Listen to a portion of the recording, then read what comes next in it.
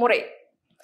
அடுத்தது 4வது மெத்தட் பார்த்தீங்கன்னா மல்டி லெவல் மார்க்கெட்டிங் அப்படின்னு சொல்லுவாங்க. அதாவது இது இன்றைய நவீன ஒரு வளர்ச்சி அப்படின்னு சொல்லலாம்.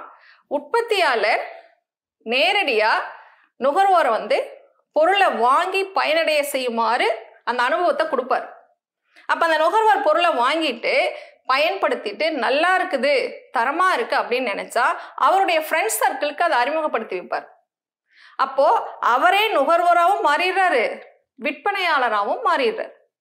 இப்ப அவருடைய ஃப்ரெண்ட்ஸ் எல்லாம் அதை வாங்கி பயன்படுத்திட்டு அது நல்லா இருக்குது, தரமா இருக்குது அப்படின்னு அவங்களுடைய ஃப்ரெண்ட்ஸுக்குலாம் அதை அறிமுகப்படுத்தும் பொழுது அவங்க ஒவ்வொருத்தரும் நுகர்வோராகவும் மாறிடுவாங்க, விற்பனையாளராகவும் மாறிடுவாங்க. இந்த மாதிரி அது அப்படியே பல்கி பெருகிட்டே போகும். இதுதான் மல்டி லெவல் மார்க்கெட்டிங் அப்படின்னு சொல்றோம். அப்ப அந்த பொருளை பயன்படுத்தக்கூடிய ஒவ்வொரு நுகர்வோருமே விற்பனையாளரா மாறிடுறாங்க.